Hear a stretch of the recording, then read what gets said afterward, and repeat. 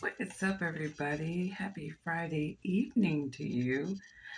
Man, has it been a busy week. If you have kids going back to school, you may know what I mean. Just running around, school shopping, going to get all their little stuff for school. It's crazy. It's been crazy, but we're started back on the old routine on Monday. Here we go. Here we go. So somebody made the comment to me that they are disappointed that I've been talking a lot about race lately. And obviously, when I say this so many times, so I don't understand why anybody who would follow me would even ever say, Angie, I'm disappointed that you're saying X, Y, and Z, because I really do not speak on talking points that anybody want me to say. I don't believe in swaying people's mindsets here or there. I just believe in giving my opinions and letting people make their own logical assessment of what they should do. And my content is so suppressed, right? So it's not even like logical common sense outside of the scope of these echo chamber content is even getting reach. But off that, they were like, I don't get this foundational Black American thing, and it just seems kind of more nationalistic. And when you think about it, the whole foundational Black American ideology is very much rooted in nationalism. And even when I think about it, identifying myself as an FBA, I often kind of, explore what that really means, right? And it's really an entitlement phrase. It's an entitlement phrase that descendants of slaves, right, freedmen, right, have, a label for themselves to designate them from any other Black looking person or people that may immigrate to America. And the foundational Black American, and you even have the ADOS movement too, which is the American Descendants of Slaves movement, right? Which some people argue they're pretty interchangeable, right? These are individuals who are descendants of chattel slavery, delineating themselves in a manner that, in the event the government stops dangling reparations and actually give descendants of slaves, what they have been entitled to for so long, that entitlement should not go to any other Black looking person. Now, the problem is, and I never understood the whole mindset that a lot of FBAs have until I really started rooting myself.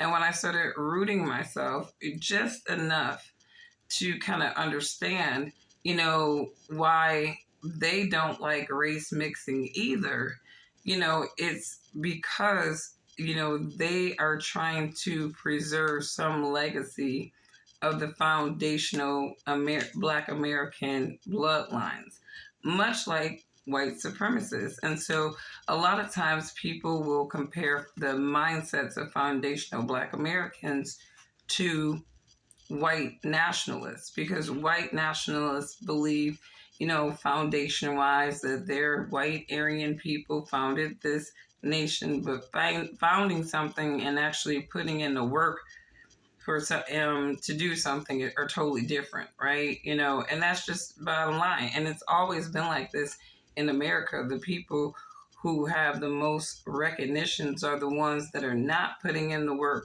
because if they didn't have slaves, and if they didn't have, these people who are getting underpaid to work for them, honestly, this country would be nothing. And we know this. It would be nothing. You need workers for a nation like this to work, right? And so everybody has had a part in building America. And that's from descendants of the slaves to the immigrants and the migrants of individuals who have came here. But that's just to say, when people compare the FBA ADOS mindset to white nationalists, I think that really they're kind of looking at it from the lens of both of these groups having mindset of entitlement to America and in America. Like FBAs and ADOs, they're not talking about they have a right to Africa. They are talking about their rights in the nation in which descendants of their people have been raised, born and raised, enslaved and freed, and even still treated like slaves for centuries. So I don't think that, the nationalism that FBAs have is a nationalism that says we absolutely don't want any immigrants in this nation. I think that FBAs have been more sort of nonchalant about immigration up until recently, when the mass immigrations of tens, millions of people basically have infiltrated this nation, and we understand what kind of consequences those types of things have, for certain labor sectors where you can hire an immigrant to do a job that American could do much cheaper. And it's not even about the jobs that Americans don't want to do, because we're talking about a lot of these immigrants are in manufacturing spaces. Okay, hell, I mean, a lot of them are working in bars and restaurants, and those are typically the starter jobs for a lot of American young people. So, I mean, it's going to be interesting to see how this country, this nation pans out. But that is my response to that question. I think that when people compare white nationalists and foundational Black Americans, I think that they're really looking at it through the lens of the entitlements that both of these groups feel like they have. I feel like the Black Americans' entitlements are way more legitimate than the entitlements that the white nationalists feel like they have, because it is actually the fault of the white nationalist ancestors as to why they are in the position that they're in today, because obviously their ancestors sold out the legacies of this nation by buying into trickery and usury. So, as the world turns, there's nothing new under the sun.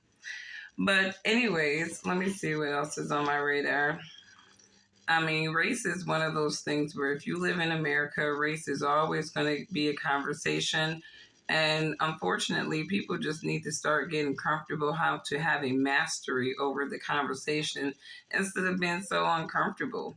I mean, I think that a lot of people are running on indoctrinations and idealisms, and some of these idealisms and indoctrinations are fostered, to me, right in religious institutions, where I'm looking at a lot of these, sort of white supremacist type of individuals. And, the reoccurring theme with many of them are that they are Catholics.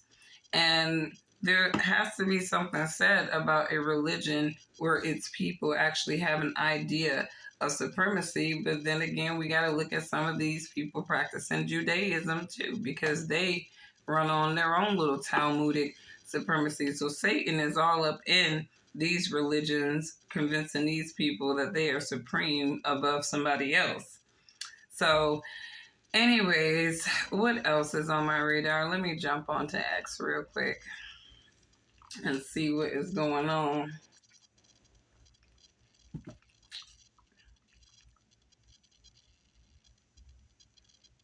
Did the Dems declare war on NIGG's last night? I don't know. I didn't look at the DNC. I just really don't like to look at open rituals sometimes. And the Democrats always seem to slip in some soft Satanism somewhere. And they did that with Planned Parenthood. Obviously, they wanted to make a political statement by having an abortion truck outside of the DNC. And I think that at the end of the day, that's going to backfire because they, as much as they make these issues popular, I think that individually people are still running on their own moral compass. That even though they may feel like abortion is a right when it's really just an entitlement, right? It's not really a right that they want to just go around promoting and exercising themselves. Now, there are some women who buy into these ritualistic ideas that it's okay to sacrifice your babies in very colorful ways. But, I think most women are reasonable that having an abortion is not a decision that they would ever want to have to make. And if they did have to make it, it's not a decision that they would want to continue to make without operating on some level of higher consciousness that, okay, I need to be more careful. I need to protect myself. I should not be engaging in relations, even with a boyfriend, if I know that he's not ready to take on the responsibility of a child.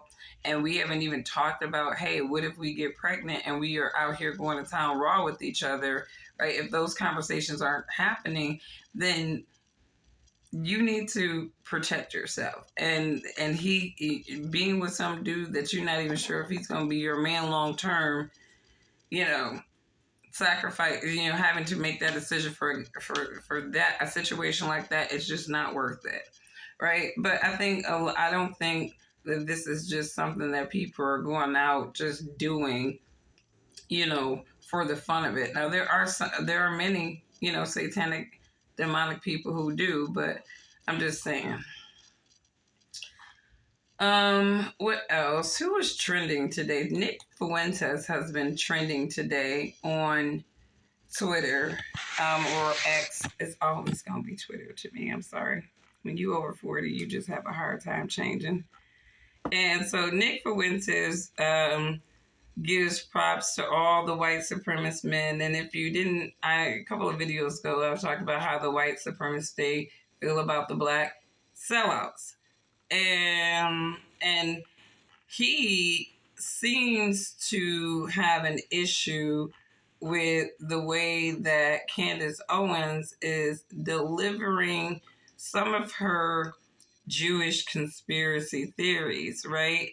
Because I guess recently Candace was just kind of going on she was going on a rant or tangent about Jews. And, obviously, she was just ready, set, go, trying to connect them with all kinds of different defiled practices. And again, you got to be careful how you speak to people and about people and generalize people. And, I think by pattern, I think it's fair to say that, Candace Owens isn't a fan of many of the, Jewish people in their community. But they're not, for her, it's not the Jewish people, it's the Frankists. She's not a fan of the Frankists, okay? But it says perhaps Candace needs to use Dave Smith as a shield, but we don't. Even in the conversation about Jewish overrepresentation and power, we have to suffer a Jewish DEI pick to be the spokesman because we can't appear anti-Semitic. This is Nick Fuentes. And this Dave Smith, this Holocaust survivor. Oh, look, a Jewish guy, a Jewish libertarian. Hey, man, I'd want to be left alone. Another Jewish libertarian throwing out, my parents perished in the Holocaust. Oh, we need a 10-part history series with him. He's a genius. And then, and it's so beautiful. Okay, so good monologue over, good statesman-like monologue over. Now let's just engage in some shit talk here. Of course, I'm the only one that's going to call it out. I'm like, all right. So now Dave Smith, everyone's going to jag this guy off and pretend, he's the second coming of the Messiah. He's the smartest man to ever lived. Let's all be honest. He's the token Jew. Can we just be honest? he's a nice guy, These smart white guy. supremacists, they just Okay, no one's taking that away from him. town. He's a pretty smart guy. He's a pretty nice guy. But he's a token Jew. He's the token Jew that they have brought around. I mean, who would ever heard of this guy up until he? It's interesting to me. Like I said, I assess white supremacy in this nation as being white Christian Gentiles, right, who are not of the Zionist nature, and your white looking Khazarian type of Jewish individuals who, in my opinion, learned how to, sort of come in and through, transaction and business, basically sort of ease their way into different, institutions of control. And these type of individuals argue that there's a pattern about that. And it's arguable. Look, I am not trying to broad stroke any type of group, because I think that even Jews can be screwed over by Jews, right? And this is a very sensitive conversation, and so I try to handle it with as much care as I can, because some people go for sensationalism and ignorance, and that's not what I'm about. I do believe that we need to be pragmatic about conversations and not blanket different groups. But you do look at the patterns of groups, just like people want to blanket black men as criminals and black people as low IQ. There are, and then they want to use all kind of little statistics to corroborate their ridiculousness or their little stereotype about black people. There are also that same formula can be used on other groups, and it can create patterns. And these patterns, can be noticeable and undeniable sometimes. And a lot of times, people have to take care, to make sure that they're connecting, the right dots. So according to Nick Fuentes, Candace Owens did not connect the right dots. In his opinion, she gets all the details wrong about that. So this is Nick Fuentes. And she's calling them the Bolshevists, and she says that, she gets all the details wrong about that. And then she says Stalin was Jewish. Stalin was not Jewish. And then she says Ataturk was secretly Jewish. Ataturk was not secretly Jewish. And then, but I didn't say anything. I said, whatever. I said, oh, well, not everyone's perfect. I said, yeah, it's not really a good look, but, she's learning. I said she's going to get on the ball eventually. So I didn't say anything. I held my tongue, even though that was not really a good look, okay? You can't really go hard like that and stake the reputation of you and everybody on this and then, get it wrong really severely over and over. She's talking about, all this stuff that, just doesn't even really make any sense. But then lately she's been saying this Frankist thing. And I'm going to put something out. I'm not sure exactly when, but I think it's going to be a big collaboration. We're going to talk about this Frankist lie. And the difference between me and her, one, I'm a really good researcher. Two, I really know what the fuck I'm talking about because I've been doing this a long time. It's one of the things you learn. I wouldn't be surprised if Nick Fuentes was control opposition as well. Candace Owens, I gotta give her credit. She is very versed in the things that she says. She seems to be very well researched in what she says, in terms of whatever narrative she's trying to paint. I can't necessarily say that all of the dots that she's connecting is correct. Because there's, I believe that there's a broader picture to all of these things that these people are talking about. And I look at things from more of a Bible prophecy, spiritual lens. And, I'm not going to refute anything that she says, to be true or not true, because to be honest with you, I am just not interested in what demons Satan is using to rule his world, right? That really doesn't interest me. I know that there are people who are ruling this world that are very satanic. They practice very vile things. When you look at most establishments in this nation, they're very vile, corrupted, and defiled for a reason. Because a lot of people who are running this nation are filthy, disgusting people who have disgusting secret lifestyles that empowers them to be the filthy, disgusting people that they are, and they happen to come from legacy wealth. So that's all the empowerment that one needs sometimes.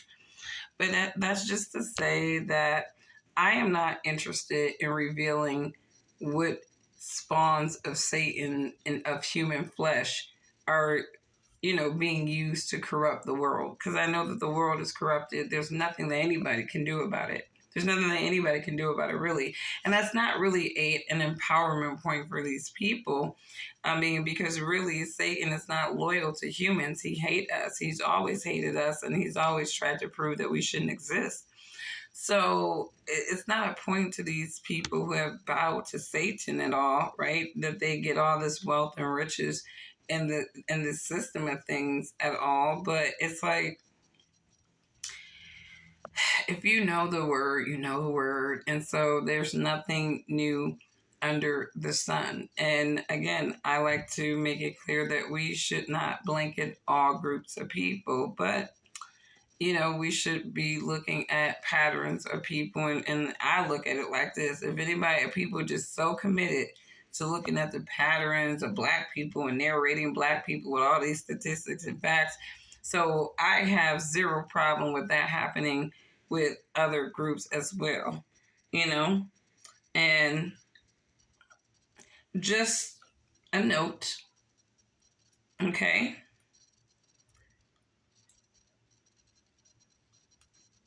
God would not make a sun that burns his people. The people who are running around saying that they have white supremacy, right? And that they're God's chosen people. It's like your DNA does not substantiate that at all. To me, coordination, Satanism, and being enriched by that does not make you supreme. It doesn't make you supreme. It may make you a lot more well off than anybody else, normal, but it doesn't make you supreme. And somebody needs to tell me what one thing makes white people supreme to any other race outside of colonization and imperialism. If somebody can answer that for me, I would love it. You will be educating me with something very useful, because I never understood what made white people more supreme. And this is no stab at any white person at all. But when you think about it, when you think of all the races, since they want to divide everybody into races, of all the races, which one ages the quickest?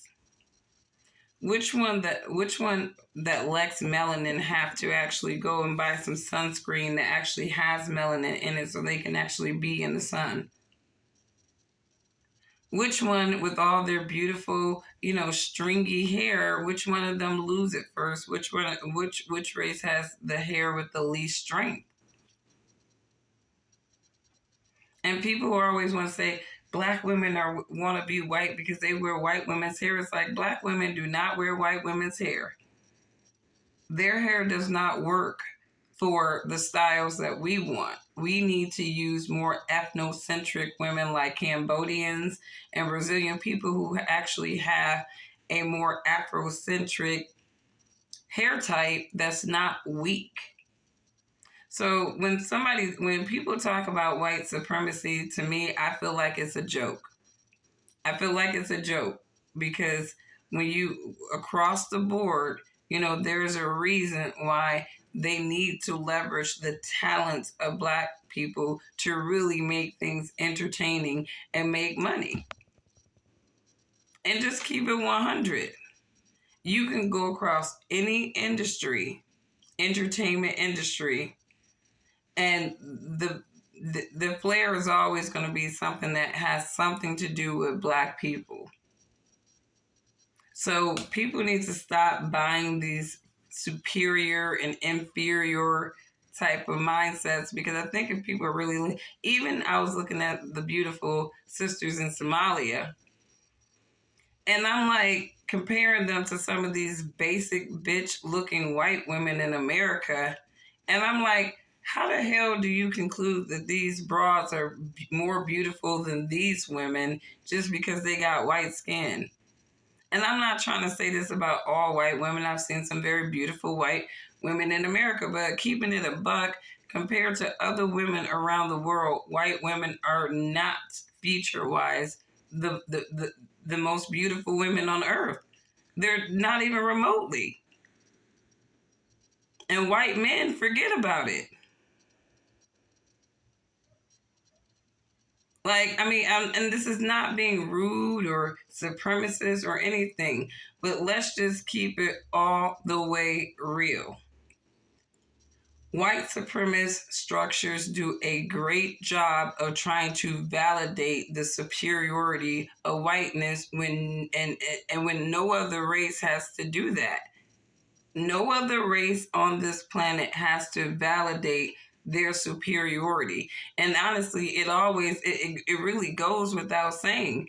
And if we really all function on going without saying, we realize that the white race is the least superior race among all the races. And that's not being racist. The only thing that makes white Americans specifically, or white Westerners specifically, more superior to other people is legacies of colonization